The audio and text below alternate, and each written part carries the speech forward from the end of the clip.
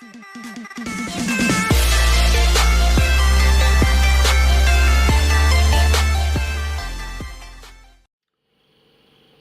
there YouTube, TechSavagePro here, and as you can tell from the title, I'm going to be showing you how to get a home button on the iPhone 10 and up. So as you know, the iPhone 10 and 10s, 10s Max, 10R do not have home buttons. It's really easy to get used to, but it's kind of nice to have a home button once in a while. I mean, you can't really clear your RAM the same, and I'm going to make a video on that very, very soon. Probably in the next week or so, but that's why you need to make sure that the notifications are turned on and make sure that they are clicked to be always on so you get every alert that I send out, and make sure that if possible you are following my Twitter, because I always post my videos on there as well, because YouTube doesn't always send them out, so that's kind of the safe ground.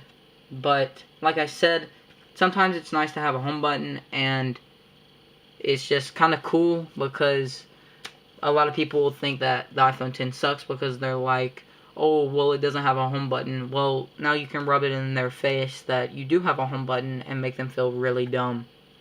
So, yeah.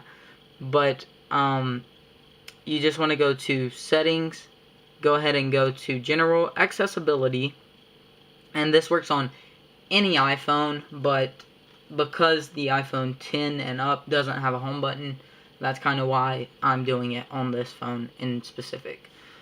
But I have the iPhone 10R, and as you can tell, I have stickers now, but that's pretty cool. Anyways, once you are at accessibility, go ahead and go to Assistive Touch, turn that on, go all the way down with it, so put it right here, right above the little slider where you go to the app switcher. So that, make sure that that is at the bottom of the screen, and then go all the way down to top gesture menu, and you want to customize that. Now as you can tell, I only have one icon. You start out with like about 6. Go ahead and just minimize that to 1, and then you should have just a blank plus. Go ahead and click that. At the very top, click home, click done, and then you can go home. And this works just like a regular home button.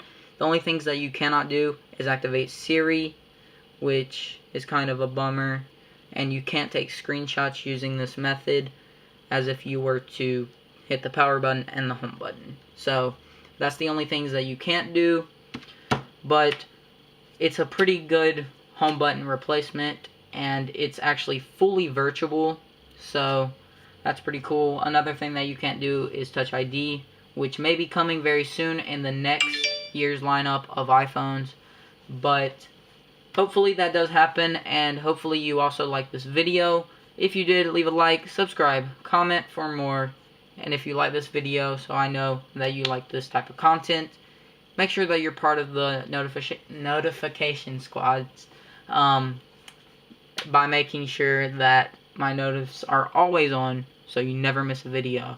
And as always, peace out, and I'll see you in the next one.